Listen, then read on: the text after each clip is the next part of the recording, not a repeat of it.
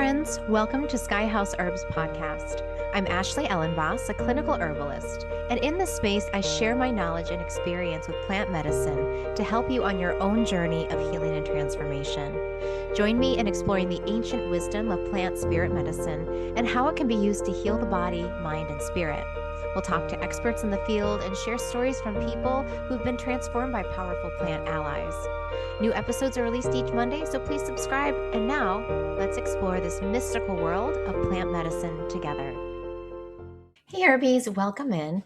Today I'm going to be covering the topic of robustness and what this means. I want to read to you from a favorite book of mine on the topic of robustness, and then talk about some winter practices and some herbs that are really helpful for building up a deep, firm sanctuary inside of yourself so that you are better able to face the challenges that are around you. And let's face it, there's a lot right now. Before we go into our content today, if you haven't yet subscribed to my channel, it always helps. So please click subscribe, click follow, click notifications, and that way other people can find me and learn more about herbal medicine and building resilience, robustness, and community mindset. When things are challenging, we need to cultivate a sense of inner reserve.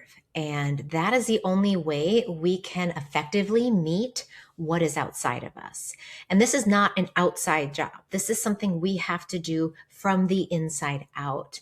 Therefore, building robustness, building resiliency requires us to actually go out into challenging situations. Part of what my work is in the world is to remind people of the importance of paying attention to the seasons, the cycles in nature, and the teachings from the plants. And in this episode and in all my episodes, I really value the importance of sticking with these as threads as we travel through time, as we learn new things, and as we weave together the teachings from likely eons ago into the modern world we're living in today. Earlier, I led a community sit, and this is something that I'm doing ongoing on Fridays. I'm calling them Gentle Fridays, and it's an opportunity for us to sit together in Zoom and learn from each other. What are we doing to create co-regulation, ease, and peace within ourselves, within our families, within our communities?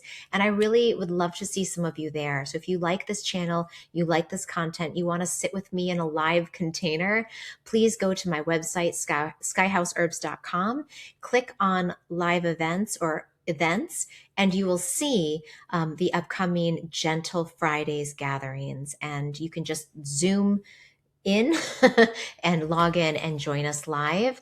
And these are at 12 o'clock noon Eastern time, and that's 11 Central time. Today I read from this book, which I don't know if you know about it, and if you don't, you should. This book has been an anchor for me through so many challenging moments and transitions in life, and it's called Consolations, Solace, Nourishment, and Underlying Meaning of Everyday Words by David White. I'll include a link to this in the comments below.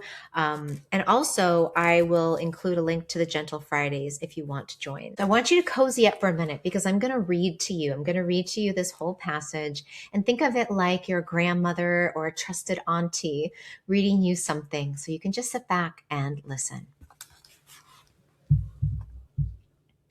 Robustness is a word denoting health, psychological or physical. The ability to meet the world with vigor and impact.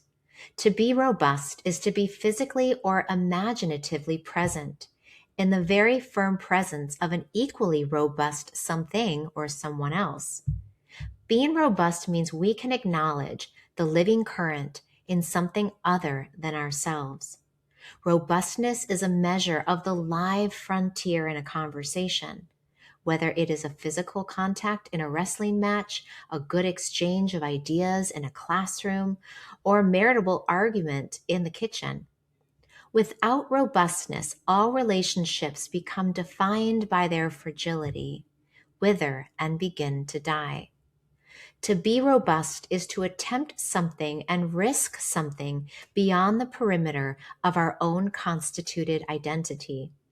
To get beyond our own thoughts or our own edge of our own selfishness. Robustness and vulnerability belong together. To be robust is to show a willingness to take collateral damage, to put up with temporary pain, noise, chaos, or our systems being temporarily undone. Robustness means that we can veer off either side of the line while keeping a firm, ongoing intent. Robustness is the essence of parenting, of both children and ideas. A robust response always entertains the possibility of humiliation. It is also a kind of faith, a sense that we will somehow survive the impact of a vigorous meeting, though not perhaps in the manner to which we are accustomed. A lack of robustness denotes ill health, psychological or physical. It can feed on itself. The less contact we have with anything other than our own body, our own rhythm, or way we have arranged our life, the more afraid we can become of the frontier where actual noise, meetings, and changes occur. To come out and meet the world again is to heal from isolation, from grief, from illness, from the powers and traumas that first robbed us of that meeting and of a vital sense of presence in the world. To be robust again is to leave the excuses we have made not to risk ourselves and to find ourselves alive once more in the encounter. Robustness, almost a contradiction, demands that we find a calm center in the midst of tumult. The quiet is what enables us to be cheerful in the noise, equitable in the face of injustice, or calm in the face of attack.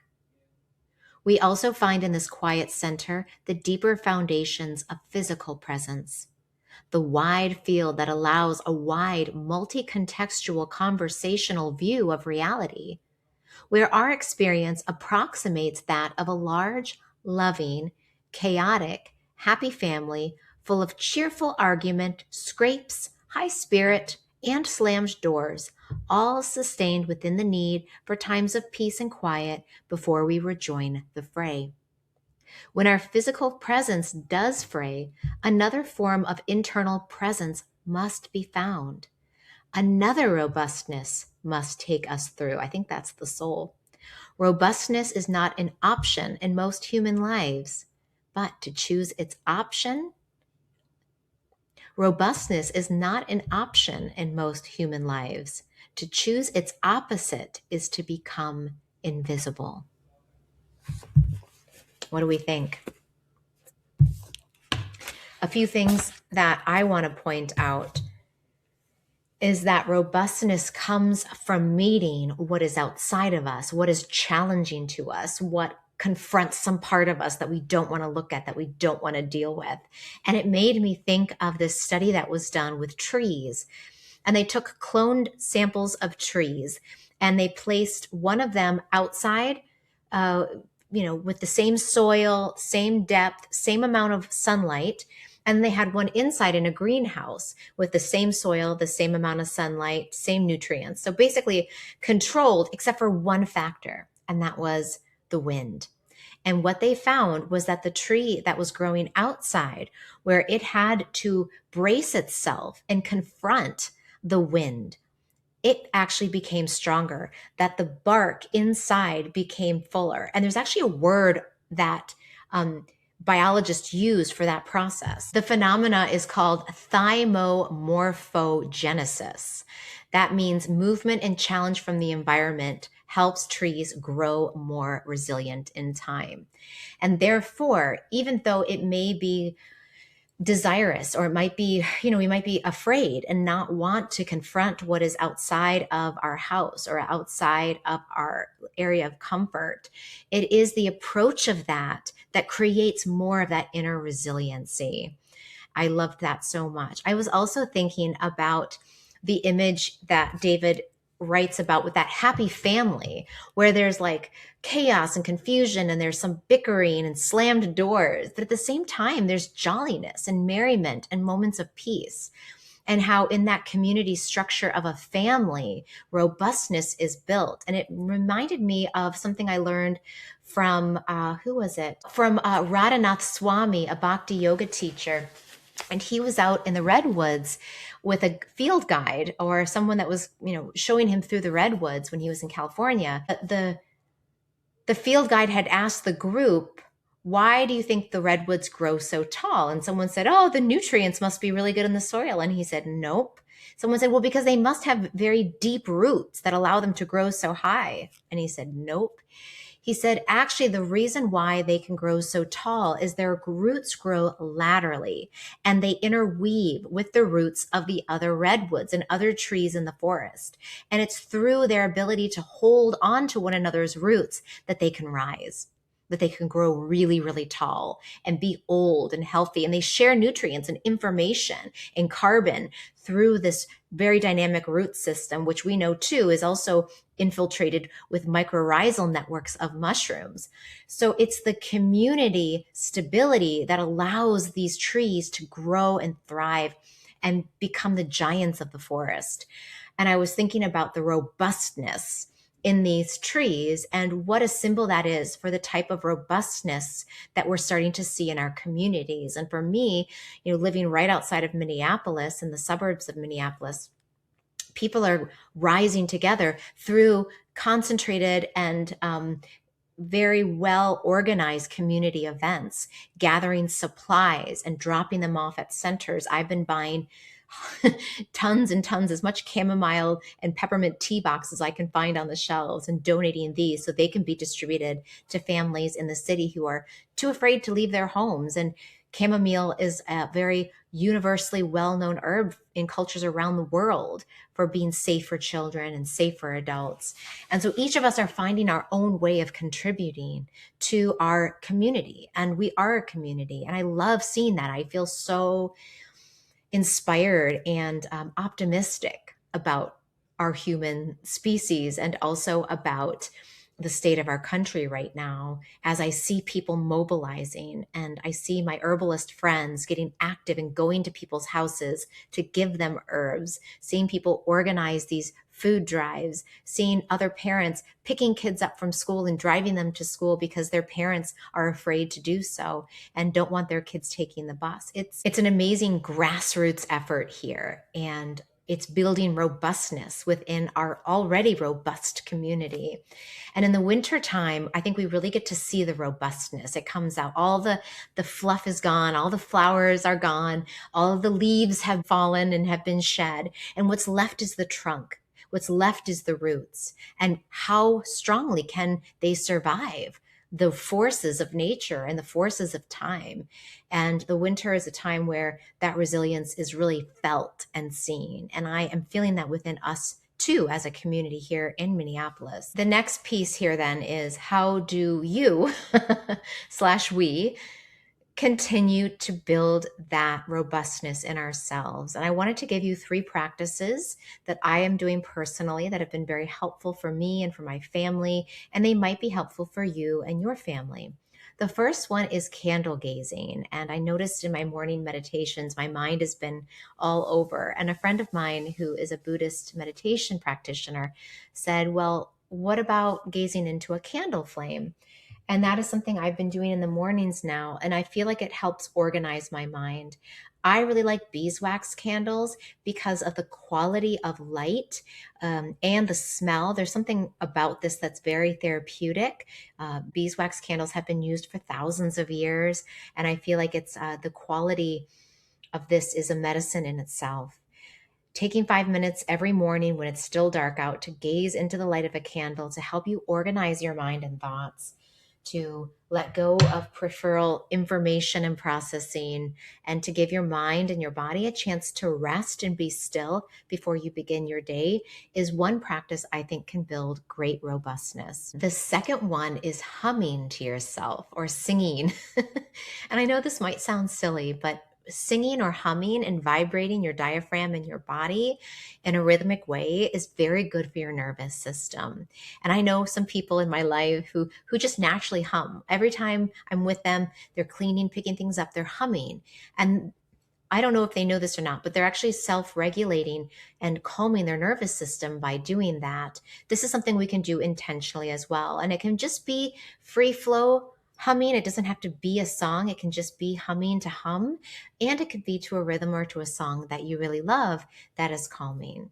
The third one is body oiling, and particularly I find sunflower oil to be a wonderful medicine for giving us robust, healthy and protected skin from things like the wind and cold weather and dryness from heater vents here in the winter. Also, taking sunflower seed oil as a internal medicine is a great idea too. Sunflower seed oil is very high in vitamin E and in healthy fats, which create a sense of robustness in the body. It's also considered to be a bear medicine and a flower of the sun under the rulership of Leo. Sunflowers are a plant that follow the sun across the sky and hold that light in a very powerful Leonic way. And I think in these times of deep winter, having the energy of the sun inside of us, helping us move forth, keeping us nourished and at the same time supple and bendable and flexible, because oils and fats help us to stay bendy and flexible inside, is a really good idea. I don't cook with sunflower seed oil because it has a very low flash point. So if you are using it to cook with, you can only use it at very low heat. However, just taking it on salads or in soups and using it in that way, or just even as a spoonful of a supplement, is a nice way to bring that solar warming, nutritious medicine into your body. Now let's talk about some herbs. And what I want to be mindful of as I'm doing these videos is that I don't want you to feel like you have to go out and buy every herb that I mention, because that's not the point of this channel. This channel is to give you education so that you can choose what's right for you at the right time. And there are so many nourishing herbs out there that if you have one on your shelf you've already bought, then you don't have to buy one of these. Maybe to that point, why don't I go through a big long list and then maybe you can think about what you already have. So here would be my list of herbs that would be really good for building robustness. Well, the first one is any adaptogen. So if you have an adaptogenic herb like American ginseng, eleuthero, any of our mushrooms are wonderful adaptogens. If you have holy basil or tulsi, great adaptogen. Schisandra berry is a wonderful herb you could take right now. Rhodiola is another one. So anything that falls under the category of adaptogen is going to help you keep that center strong and help you navigate the HPA axis, or that stress axis, so it doesn't get jacked in one direction. The second class of herbs that build robustness are nervines. If you have any nervine, that will work well. Some examples would be chamomile, motherwort, catnip, any of the mints, skullcap, passion flower, hops as a more sedating nervine. Again, anything that's going to just take the nervous system down a notch would be very called for in this moment. I want to spotlight two herbs for this particular talk because I think they're very relevant to the winter and to the moment we're in. I was speaking with my friend Lise Wolf yesterday. She's on the ground in Minneapolis serving families and communities in need through the use of herbs and plant allies. And if you are someone who lives in Minneapolis and you don't feel like you can leave your home, please message me or send me an email and I can connect you with Lise so that you can schedule a consultation with her. My email is info@skyhouseherbs.com. She was saying that she's been going through a lot of flower essences and a lot of herbs, but the main one she's been finding to be helpful is motherwort. Motherwort, the Latin name is Leonoris cardiaca. It is a plant in the mint family. It's a particular nervine for the heart. And I think right now, a lot of people are having, like, they're feeling palpitations in their heart and their heart is skipping a beat and their heart feels unsettled. And I know that feeling of unsettledness has been really present in my body too. Motherwort is a great one. It's like it helps with mother issues. And I know so many of us now are just seeking the comfort of like a mother presence or a mother figure. And I've been calling my mom so much lately. I feel so grateful to have a mom and a grandma and all these aunties. I have just been taking refuge in long phone calls with the women in my life, my elder women family members, because I find comfort in their voice, in their presence, in their wisdom. And I think Motherwort is a plant that piggybacks on that type of comfort of crawling into the mother's lap and having her hold you and say, it's going to be okay. And feeling your heart rate go down and feeling that co-regulation that can happen when two people come together for ease and for peace.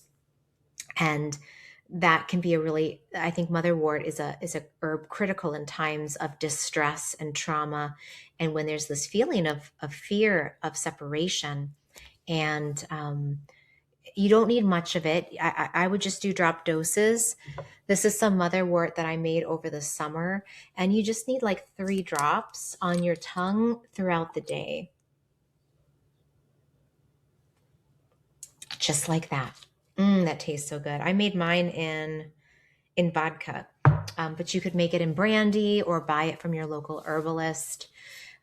Think about Motherwort as just being like your mother in your pocket. Another herb that can work really well for that is chamomile. So if you don't have access to Motherwort, think of chamomile and Motherwort, both as being very mothering plants. And then the second one that I think is really good for building that deeper reserve right now is licorice root. I do have to say that licorice is contraindicated if you are on blood pressure lowering medication and it is uncontrolled, or if you have uncontrolled high blood pressure. We know without a doubt that licorice root will elevate blood pressure. It just does through the way that it affects the kidneys and aldosterone. And therefore, if you are worried about it at all, if you have any blood pressure concerns, I would just say, you know what, go to a different adaptogen. Maybe try Eleuthero or American ginseng are some nice alternatives. But the reason why I think licorice is a particularly good one is because it's sweet. And when things are really unsettled and we're feeling really depleted and we're feeling like our center is being shaken in some way, the taste of sweet is grounding, earthy, and nourishing. And what I like about licorice too is it has a little bit of an uplifting quality. It's a little bit warming and sweet. So it gives us that sense of being grounded and anchored without us feeling heavy. And I don't think heaviness is a good quality right now. We can have stillness and we can have quiet and silence and meditation, but we don't want to feel stuck. We want to feel mobile. And licorice is a wonderful medicine for mobility and anchoredness. So that one, I think you could use in a number of different ways. I've been adding it to my own tea blends. So I'll make an overnight infusion with nettles and oat straw, calendula, some other nervines, and throw in just a pinch of licorice root and let that steep overnight. But you could also take this as a tincture, and that might be a little easier if you're a beginner herbalist. And in that case, you would just take 3 drops on your tongue throughout the day as needed. And licorice is a slow building herb. And you might feel in that instant you take it because of the taste that you feel a sense of awe and relaxation. But over time, it will help you build that deep reserve. It is a powerful adaptogen, a powerful immune tonic, a very powerful anti-inflammatory herb. If you have joint pain or rheumatism and things like that, it's really good for decreasing prostaglandins and other inflammatory cytokines. So that's just a side bonus. But more energetically right now, the warming building quality, I think, is a really nice idea. If you want to learn more ideas of nourishing, robust building herbs, listen to my last talk on it's called Why Am I So Cold? And it's a reflection on winter and coldness from the vitalist perspective. And in that video, I talk about bear medicines and warming building herbs that might also be a nice alternative for you. I want to take a moment to just take a deep breath with all of you out there. I am feeling you. And as I watch and engage in discussions on social media platforms, on YouTube, with my students in these Gentle Fridays that I'm offering, our plates are very full. And I just want to tell you that I feel you. You're not alone. Breathe with us, be with us, and just know that if you need something, that support is just a phone call or an email away. So please take that in and know that you are being supported in so many unseen ways as well as seen ways. With that, we'll close this episode. Thank you for watching. Thank you for subscribing. I hope to see you in one of these upcoming Gentle Fridays, and I'll include a link in the description below. So be well, tend yourself, build that robustness, and don't forget that it's through pressing against the things that challenge us, that give us strength, and it's through the silence that we can hear what the robust voice is saying. All right.